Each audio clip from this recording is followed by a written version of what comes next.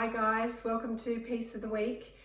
I had it covered up then. I'm bringing you this piece this week.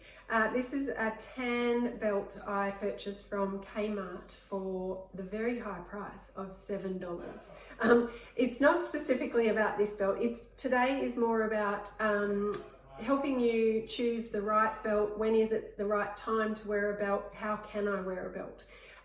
So if you like it though, check out Kmart, but it's more about the elements. So I'm going to talk about colour palette, the best colours for you, what you have to look out for in terms of body architecture when you're choosing a belt, as well as, and that includes scale. So I am a medium scale person, so I've gone for a medium scale belt size. Being medium, I can go larger scale and I can go smaller scale. It just depends on my style personality. I'm a creative, rebellious, relaxed natural, so I can tend to go up in scale, and I'll show you a larger scale belt that I also wear with this dress a bit later. Feminines tend to go smaller scale belts, classics even, smaller scale belt, but think about scale when you are choosing a belt. Don't go too big or too small. A larger scale person choosing a small scale belt could get a little bit lost and make them look bigger than they actually are. Colour palette wise, this is tan, but tan loves colour. So I am a cool clear, but tan loves all my bright clear colours, but also works for warm. When choosing belt colour, stick to your neutrals in your palette. You'll find they work hard across your garments because they're your neutrals. If you want to incorporate some different colours, you don't have to wear the same colour shoe as you do belt, as long as they're in your colour palette. Some people have a OCD tendency and like to match their belt with their shoes, but you don't have to if they're in the right palette. Belts do add a horizontal line.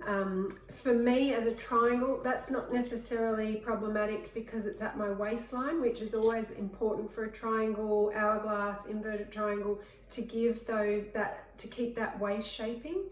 Rectangles, if you are interested in wearing a belt, make sure they're the sort of same depth of colour as the garment you're wearing, just so they sort of fade out a little bit more, because you want it, as we always say, you want it to skim, not cling or cinch at the waist. You just want to give that illusion of a waistline. In terms of, as I said, watch out for scale. Go the right scale for you, or one up or one down if you can. In terms of versatility, I'm wearing this, it's a black and white H&M dress.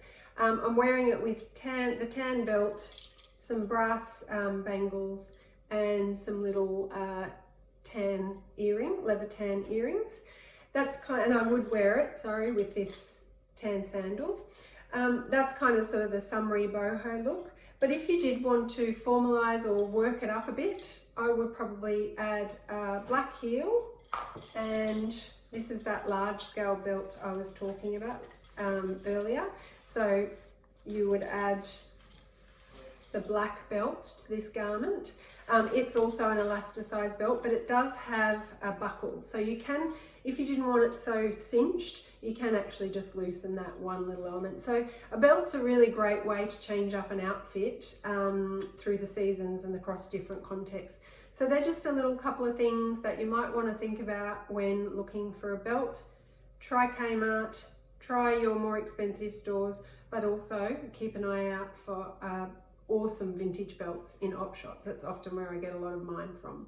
So look out for them, play around for them. Probably best, if you not sure about belts, to buy a cheaper one first and play around with it in your wardrobe until you get confident, and then you might want to invest.